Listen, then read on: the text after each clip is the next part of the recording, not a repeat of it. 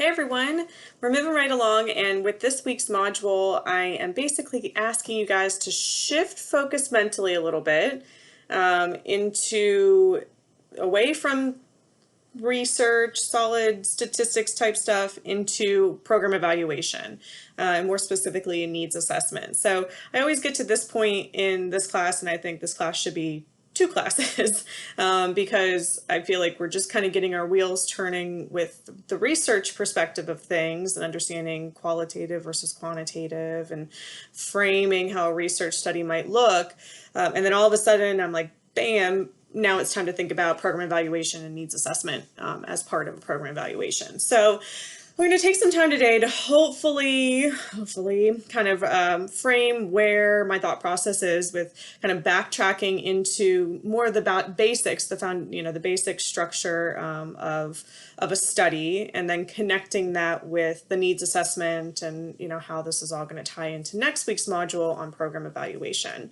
So I hope it all works out, but who knows? So if you're looking at chapter 5, and I'll say I put a lot of resources in this module as well that are a little bit more reflective of, I think chapter 10 in the book that has to do with data collection. Now, I didn't want to focus completely on data collection as a standalone module because I'm not asking you to collect any actual data for this, right? So if for some reason I were asking you to collect actual data, which I don't know that anybody would unless you're in a doctoral program, but if I were, we would spend a lot of time reflecting on the data collection process. But to recap kind of the foundation of a study, that comes in with chapter 5 and a little bit into chapter 8 as well. And so I hope that the information in chapter 5 is more of a refresher because we're already kind of doing this, right? What I've asked and been asking you guys to do since like the first second week of class was to start really framing your topic of interest and then formulating and narrowing down, the population you might be looking at and what type of research design you might be using for that research study on whatever the topic was. So I really like this chapter in that it kind of is blunt in saying, you have to let go a little bit of the idea that there's a perfect research paper and a perfect topic to be working on, because that's just not the way that research happens. And we do get attached to our research ideas, but oftentimes our research ideas are incredibly broad at the beginning. And what I've tried to do with my feedback to you guys is help you narrow that research topic down into something more manageable. And kind of going into chapter 8 and thinking about, the populations that we study and how we pick those populations, what you're trying to do with any type of research study, including something that comes along with a program evaluation, is that you're looking at something that's manageable. You're looking at a smaller population, right? Getting observations within that population. And then ideally, you're able to then generalize your findings of whatever that research was to the greater population. I'm going to start kind of giving some examples that have to do with the grant that Dr. Glenn and I are working on right now, which is a pretty substantial grant. It's going to take place over a 5-year period, and we just now got into year 2. We're still in the development stages because that's how grants work, but part of my process with the grant that's on innovative training was developing a needs assessment, developing a needs statement as part of the grant proposal, and then assessing the need. And then the next step is implementing the program and then conducting the program evaluation as we go along. So I'm going to try to give you guys some real life examples to help illustrate what these things mean and how it connects directly to the world of counseling, because I think that's another piece of all of this that I've tried to help you all with in the feedback. Everything that we're doing, I know there's tons and tons of types of research out there, but everything that we're doing is connecting to counseling because you guys are going to be counselors. So imagine that. I want you to connect it to the work that you're going to be doing. So just a little bit of background about the RSA grant that we are currently working on. So it has to do with innovative training, and more specific to that, it is training within pre-employment transition services, which are provided by state vocational rehabilitation counselors, okay?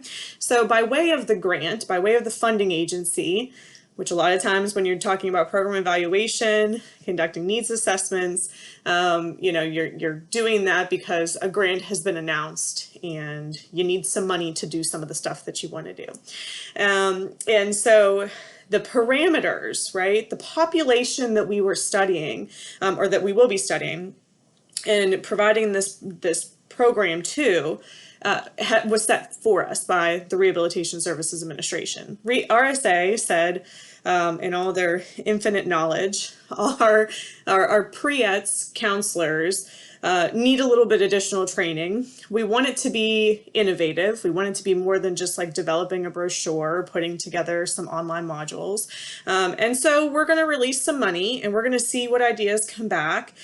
And then ideally at the end of all of this, our pre-ETS counselors working at the state level will have additional training in how to work with that population of clients with pre-employment transition services. Those are adolescents with disabilities that are that really haven't had kind of a good history of positive, successful employment outcomes post-graduation. So we had like a whole group of individuals that was being provided with 504 plans and transition planning, but then they still graduated and they weren't getting jobs. And then if you don't get a job when you graduate high school, then you're relying on government assistance and it's a whole thing. And also, all the other benefits of getting a job, finding purpose in life and meaning, and giving back and contributing and making connections and all of that. So what happened basically was that RSA found with WIOA, another law that you guys know about from 600, that these adolescents, these individuals, the young people with disabilities were not being appropriately served. And so there's been an emphasis on getting rehab counselors at state agencies back into school systems, or more prevalent in school systems. And then they found when they did that, shoot, these counselors don't really know how to work with kids. So that's where the grant stemmed from, right? So part of what we did, part of kind of this design process, right, if we're talking about the foundations of the study, part of what Dr. Glenn and I did at first was understand really what the agency was wanting from those submitting proposals for the grant, right? So we knew that the population parameters were set for us. We also knew that we could not implement a program in a 5-year period that could be pushed out to every single pre-ETS VR counselor in the United States of America. Why? Because there's a lot of them and because we're only 2 people and because they were only giving us a certain amount of money and it costs a lot of money to push out a program like that. It's also a bit unmanageable, right? So part of what we did was identify a couple of different states based on our needs assessment, right? So we had connections, one of which being West Virginia, because West Virginia always needs a lot.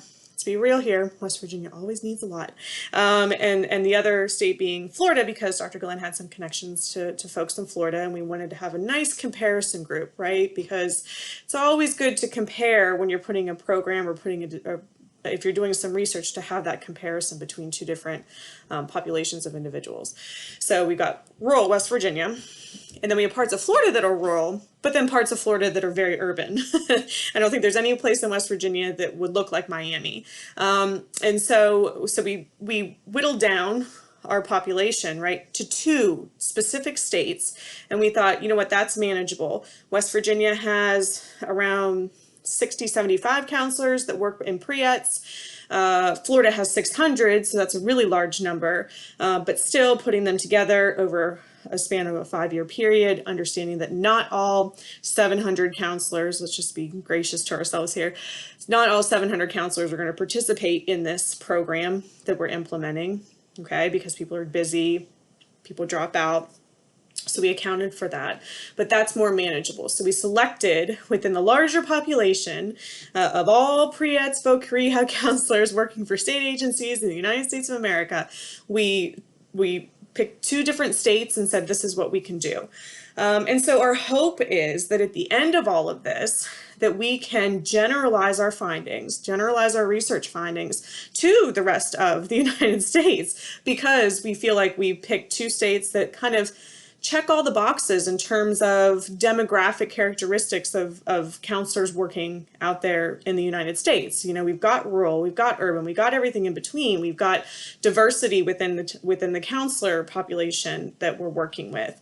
We've got, you know, parts of Florida where we will have to provide information in translated format because the counselors there are bilingual and they're working with individuals who aren't speaking English as their first language. So we felt like we did have a range of all of that, and we took all of that into consideration. Now, is it perfect? Well, no. I mean, if we were talking about something that was actually, you know, the golden standard of a research study, we would be getting thousands of participants in a study and being able to evaluate the effectiveness of the training that we're providing and seeing if it could really be pushed out to the masses and work in the same way in Maine as it would in Southern California. But so we have to let things like that go as researchers. We have to know and understand that at the end of the day, we have jobs to do. We have to be realistic about what we're trying to find.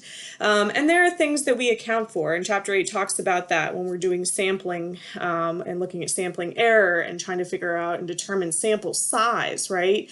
So part of what you guys have been doing in your development of your topic idea has been narrowing down your topic of interest. I've been guiding you all to consider, you know, do you want to implement a program specifically for one gender versus another? Do you want to limit age groups to a specific range rather than just saying everybody of every age could take advantage of this counseling intervention? And not only that, but being very being informed while you're doing it, and informed by way of doing your research, doing your homework, looking at the literature that's out there, and deciding which demographic characteristics to focus on or to limit your population or how to limit your population based on what is known. You know, for example, if you're working with intimate partner violence, I think a couple of you have mentioned that that's a topic area of interest, at least in this class. So, you know, we know that intimate partner violence tends to happen to females. And so, you know, for that reason, maybe it's appropriate to put your intervention, narrow it down to just providing it to females within a certain age range.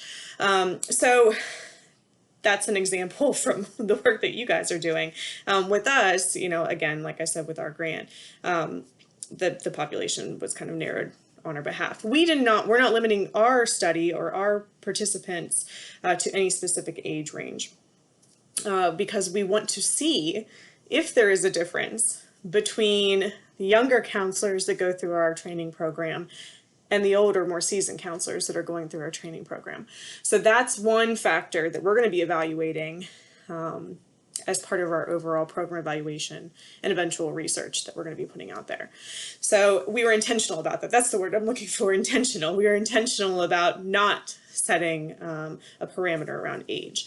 So, like I said, when you're kind of getting this idea together, and when you start to limit your parameters, you start to whittle down to what you're really trying to study, then, and this is what, you know, I've kind of had you guys been doing the past 2 weeks, looking at what type of research design would you want to implement, right? To kind of, again, move to that next stage in the foundation of a study.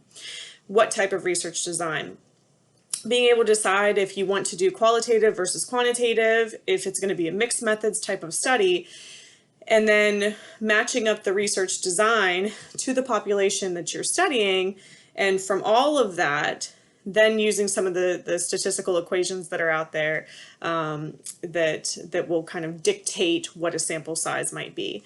So if you're doing, let's say, a factorial analysis, then, or any of the kind of subsets of factor analysis, you're probably going to be looking at a very large group of individuals, a lot of observations, like hundreds of observations, right? But if you're doing a case study, you're not looking at as many, right? So the type of research design that you select, which always has to be selected before you even conduct any type of research, right? You have to figure out, in order to answer the research questions that you have, what's the best design that will fit, right? If you're looking at relationships, is it correlation, is it regression? If you're looking at trends, is it basic survey and just general ANOVA type information? So that would dictate how to get to your final answer will dictate the type of research design that you ultimately select, and then the number of participants, right, your target population number, your target N, would be dictated by the type of research design that you've selected. And people much smarter than me have figured that out, how many people should be participating in a study, depending on what research design you're doing.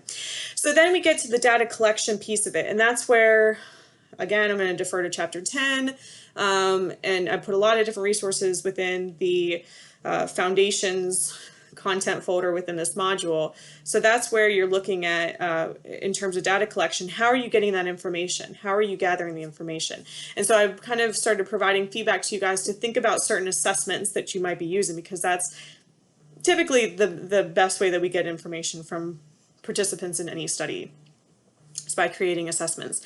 For those of you that were kind enough to participate in the immersion week and doing the immersive experience with us and trying out the virtual simulation, those are the assessments. That's a nice little snapshot of the assessments that we're using in our grant process. It's not all of them. It's definitely not all of them. We still have a lot to create, actually. But in order to measure how effective our program is, how effective our innovative training program is, we have to be able to assess knowledge development and skill development. And then at the end of all of it, implementation.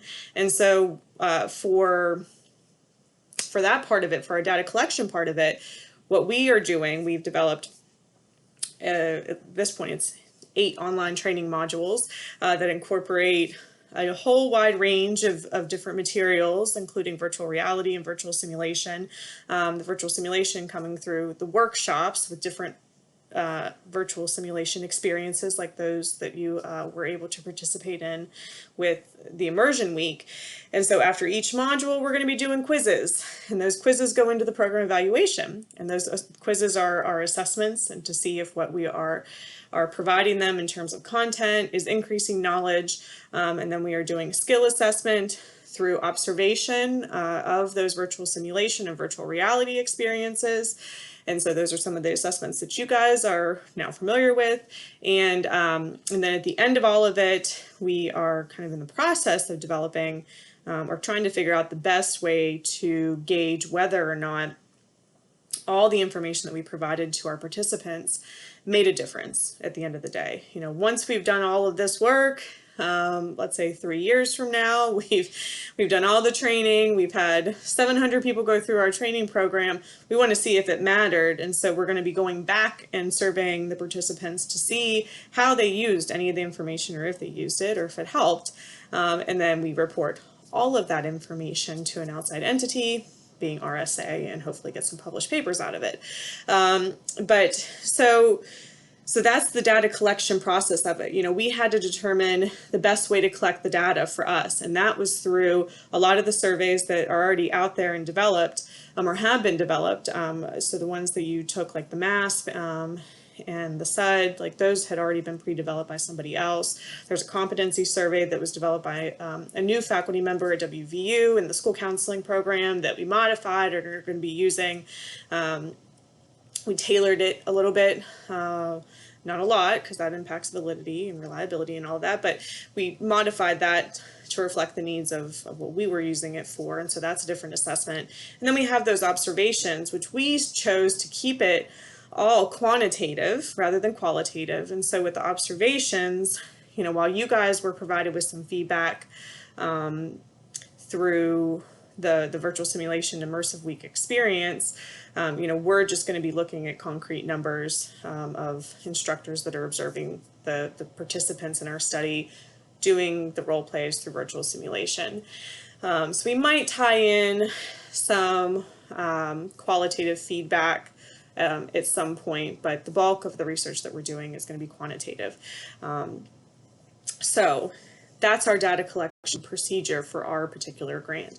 So like I said, for those of you that are doing any kind of, or proposing any kind of intervention, counseling related intervention, where you're looking at things like PTSD and anxiety, stress reactions, resilience, yeah, I'll also just say those as main ones. There's assessments already out there, and you're going to look at the mental measurements yearbook, that's what it is, at the WV libraries, to find those actual assessments, just to use them, because believe you me when I tell you that finding an assessment that's already been validated, that's already been used by a large population of individuals, and using that as part of your research study or your program, your counseling program intervention, is way easier than trying to create your own survey. So, so the next step in all of that, once you have framed your topic, picked the population, you've identified the variables that you're going to be researching. We're going to get into independent and dependent variables in a couple of weeks, so look forward to that one. But you're at the stage where you're collecting and analyzing data. Again, all of this is kind of those foundational aspects of any kind of research study, in addition to a counseling program intervention. Then you're analyzing all the data, you're putting it into some system. Again, whether you're doing qualitative or quantitative, you're not like writing down a whole bunch of numbers on your own and using a calculator, unless you wanted to torture yourself for some reason. But you're using some type of program, statistical analysis program, data analysis program, to give you the information that will show whether or not your hypothesis was supported. Was that educated guess that you made early on, like a couple weeks ago, in the discussion board, was that guess, did it pan out? Did it come to fruition? Was have your research questions been answered in the way that you thought that they would be answered? And again, all of this kind of ties back into that emotional connection that we tend to have with our research, in that, you can go into a research project hoping for one thing, being fairly certain that something will happen, and the opposite comes out. With my grant, I hope that incorporating virtual simulation in the training as part of the innovative piece of this will show that the counselors feel more prepared, more competent to work with adolescents with disabilities in providing pre-ET services. How am I going to gauge whether or not the virtual simulation made a difference? Well, there's going to be a group of people that go through the training program that don't receive the virtual simulation at first. We're going to offer it later, but they're not going to get it at first. And so we're going to compare the two to see if it made a difference. I also have to be okay with the idea that the virtual simulation is not going to make a difference. That could happen. And then if that does happen, I have to be able to be reflective about that.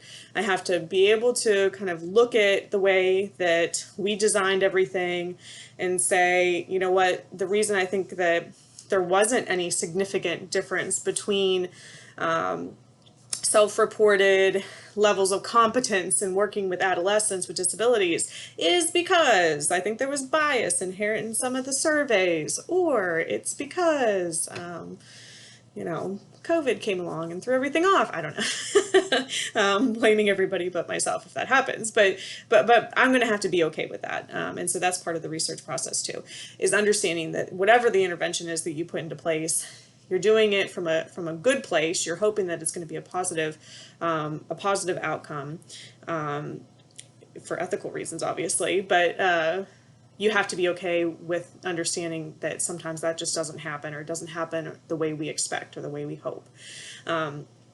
So I think that kind of lays out an overview of the foundational part, right?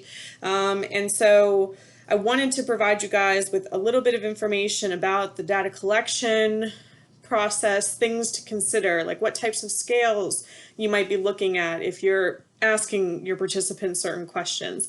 Are you going to be asking dichotomous types questions where there's a strict yes or no answer? Or are you going to be asking them to provide which category they belong to? Or is it a nominal or ratio scale? So there are all these little things that you can consider if you're developing questions or questionnaires or whatever it might be.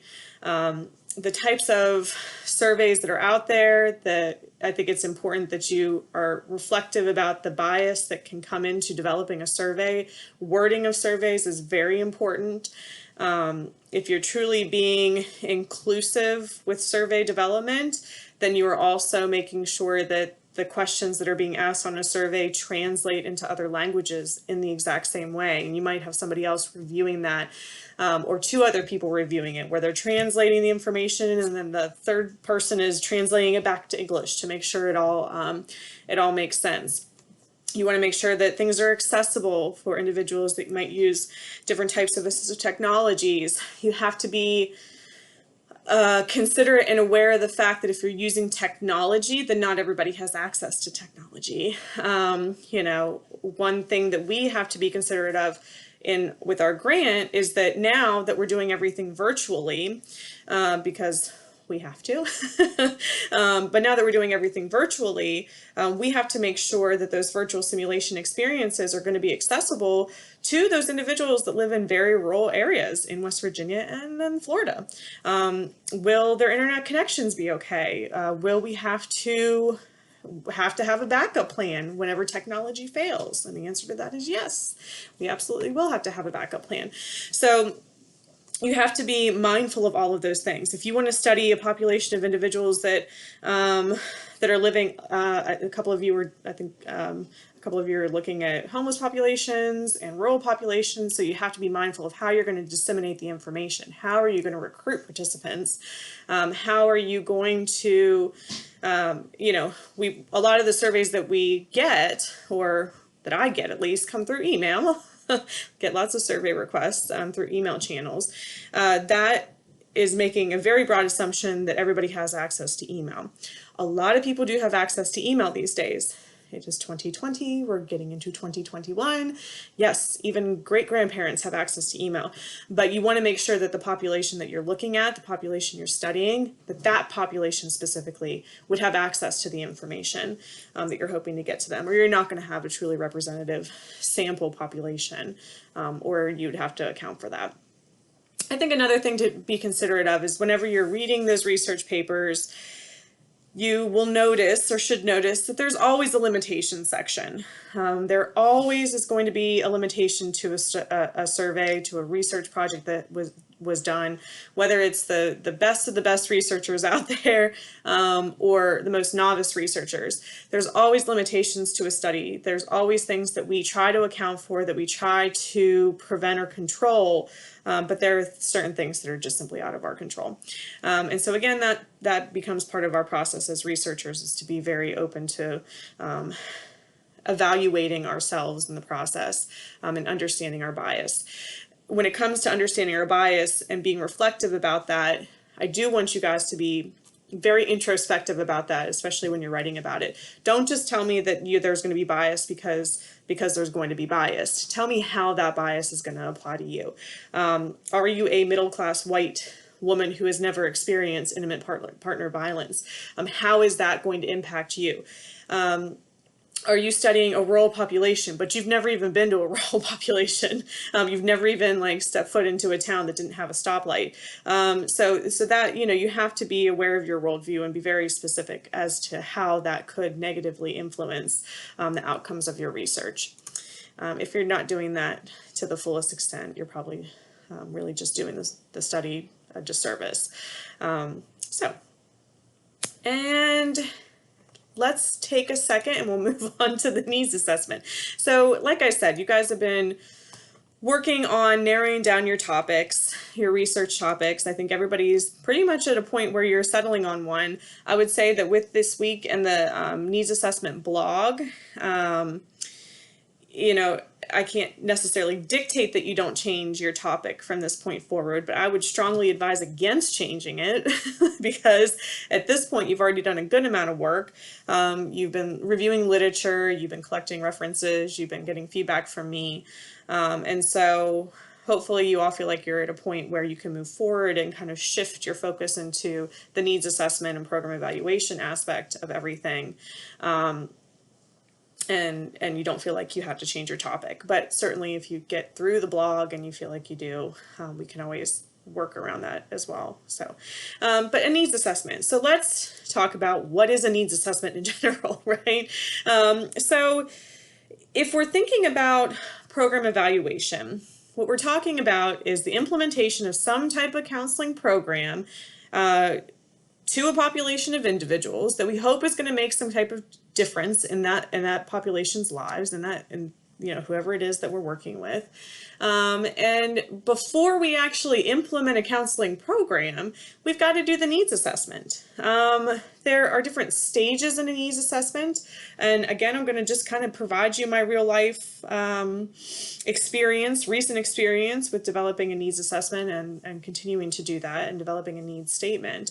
And so whenever Dr. Glenn and I got word about the RSA grant being released, the parameters, like I said, were set for us, but at the same time, we really weren't sure what these counselors actually needed, right? And so what did we do? Well, we made connections with supervisors within the states that we could, within West Virginia and within Florida, and actually brought in a couple of other opinions, if you will, from other supervisors, training directors in the country, just to get some feedback about what those supervisors, what those people in those administrative positions were hearing about their counselors. And through informal discussions and conversations, I frame this in the needs assessment subfolder as kind of, these are the advisory committee. We call them our VR panel, our vocational rehabilitation panel. But these are the stakeholders. These are the people that are really going to be connected to the outcome of our program. The supervisors are the ones that are dealing with the training of, supervisors and training directors are the ones that are dealing with the training of new counselors that are coming in, of people that were not working in the counselor role. Maybe they're intake people that are transitioning into counseling, the counselors that have been there for 15, 20 years that need some refreshing in their training. So the people that are at the higher level, the stakeholders for our grant, they have a stake in all of this. They hope that we can provide some good training to the counselors in their state agencies so that ultimately the services that those counselors provide is better. And who does that directly benefit? If a counselor services are better, it directly benefits the client, and then the client outcomes are better, which makes the supervisor look better. So, anytime you're doing a needs assessment, and so for those of you that are looking at implementing some type of community intervention, right, with a specific group of people, your stakeholders are going to be people in the community. They're going to be the people that are directly impacted by the absence of services to whatever your population is. It could be that your stakeholders are the agency administrators because there needs to be a better outcome, higher success rate in the client population being served. It could be that the stakeholders are out there in the community. It could be employers that are part stakeholders. For us, employers are stakeholders because, again, we hope to get counselors better trained to work with employers in addition to adolescents. And so employers are part of our larger advisory group, our VR panel, our stakeholder group. And so the first step that we did in our needs assessment was try to figure out what they needed. Don't try to read into what a needs assessment is too deeply here. It's really assessing if there is a need. Just because I'm an educator and I do research doesn't mean that what I think is needed is actually needed. I need to go out there and talk to the people on the front lines that are doing the work to figure out if my educated guess about what is needed is actually something that community feels is needed.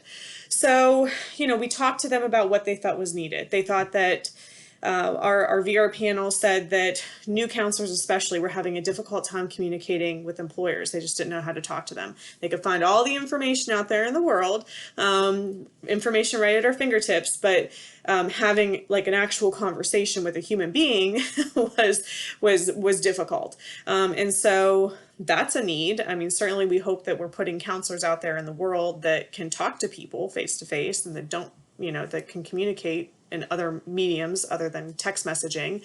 And then we were finding that in general, our stakeholders were reporting to us that counselors really just didn't know how to work with adolescents. My apologies, I'm going to guess somebody is delivering something here from my house. That's my dog, Olive. So we found out that working with adolescents was a big gap. And yeah, I don't know how to talk to adolescents a lot. Who the heck does know how to talk to a teenager effectively? But one thing that Dr. Glenn and I would derive from those conversations was that makes sense, because rehab counseling programs historically have focused on working with adults with disabilities and not working with adolescents with disabilities. And so therefore, we're not really providing a lot of training around communicating with adolescents. So it makes sense to us that there's a gap in skill, right? That now VR counselors have to go into schools, they have to talk to adolescents, but yet they never really receive training around how to do that. They never receive training around, or maybe very little training around, how to do career counseling with adolescents, which again is a unique subset of that population, right? So that helped us frame it provided the foundation for what our program was going to be. Right. And so then we started to do the research. We started to pull in what the literature was saying, which really wasn't a lot, because there hasn't been a great deal of research on competency in working with pre-ETS populations. Because WIOA, WIOA, when did it come into effect? Pop quiz in 2014. So we're looking at a fairly recent development here, fairly recent change or did I say 2014 or 2004? My dogs are distracting the crap out of me right now. Anyway, under Obama, that's when WIOA came into effect. So definitely not 2004, it would have been 2014. Anyway, I digress. So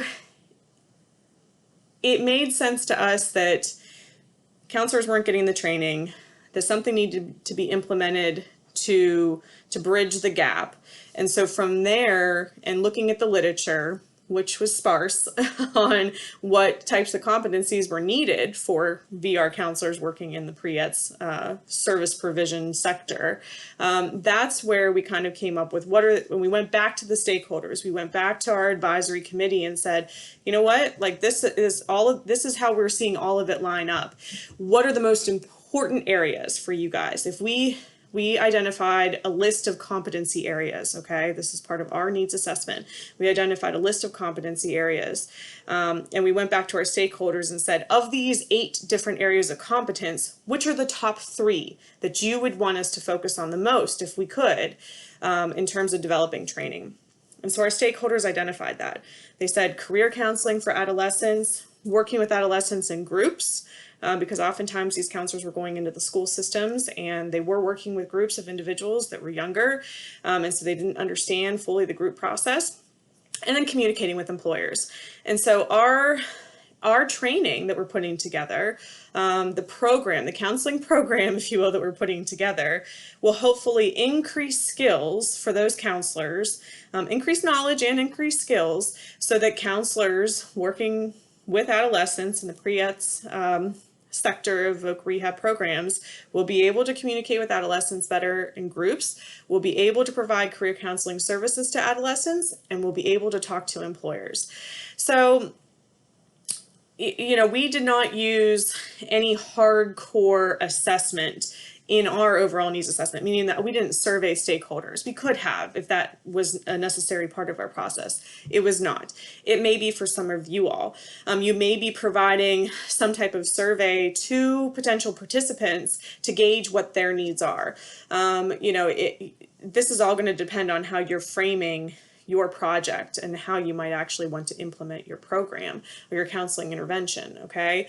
So this is kind of how you guys start to frame what that needs assessment might look like. A needs assessment at the end of the day is just identifying if there is the need that you think there is, by asking the people that matter, by asking those stakeholders, by asking the potential participants if your guess that this service is needed is actually right on. Is it on target, or does it need to be tweaked a little bit?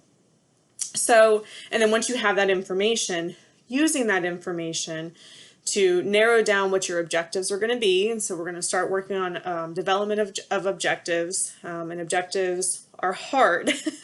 I can tell you that from experience. I still hate developing objectives. I don't care if it's for a grant proposal or for a class or for a syllabus, whatever it might be. Developing objective statements is difficult, but there are tools that help us to do that. Objectives for a needs assessment and a program evaluation are not broad objectives. And so you're probably going to get a lot of feedback from me saying, this is too broad, we need to narrow it down, narrow the scope. So using the different kind of SMART objectives, the different tools, the different ways that we can frame how we're measuring the objectives, right? So anytime an objective statement is developed, there's got to be some concrete way to actually measure whether or not that objective was met. And so that's kind of where another part of the needs assessment process. And it sounds like a lot, and I get that. I am going to provide you guys with an outline for all of this. If I haven't already, might have already. Let me see, I think I did actually provide you with outlines for this. Nope, I didn't. I will. So I've got outlines put together that kind of show what goes into the needs assessment part of the paper, what goes into the program evaluation part of the paper. But again, if you're, kind of thinking about the blog and development of your idea and framing it in terms of a needs assessment, it's really about getting to the heart of what that population that you're interested in studying actually needs, what interventions will benefit them. And that's where the counseling part comes in, right? I'm not just providing training to a bunch of pre-ETS counselors in the VR system just for the hell of it. I'm providing dedicated information to them that's focused on counseling because our VR counselors are counseling adolescents with disabilities. And so I want them to be better counselors. I hope that they will become better counselors by way of participating in my training. Which is a little self-centered, but that's the nature of research. So with that, I think I've talked long enough. This is probably the longest lecture I've ever provided to you guys. I apologize again for my dogs, even though I tell you guys you don't have to apologize for your cats, animals, and tiny human beings that interrupt your videos. So I will be getting into the blogs periodically, providing some feedback on those. I really do encourage you, if you need to talk to me, I am available during office hours. I am available outside of office hours too, so you can schedule some time with me. I know a lot of you guys work, you have lives. I actually tend to schedule things later in the evening because I have kids that need to go to bed and apparently can't do it unless they see me. So if you need to meet with me at like 7:30, 8 o'clock at night, 9 o'clock at night, like that is completely fine. Just let me know and we can get something scheduled. I'd rather help you through this process than have you feel like you're left to your own devices and trying to figure out what is a relatively new concept, I'm sure, for a lot of you. Needs assessments, program evaluations, very important in counseling because that's how we get evidence-based practices. Okay, so they're really important and a really important tool for everybody to learn and be knowledgeable about, but it may very well be your first time ever hearing those terms or ever being exposed to a needs assessment and program evaluation. So I'm mindful of that, and I'm helpful, or I would be glad to be helpful to you in the process of developing what will be your final project. So with that, I'll leave you guys to your ideas, and I hope you all have a great week.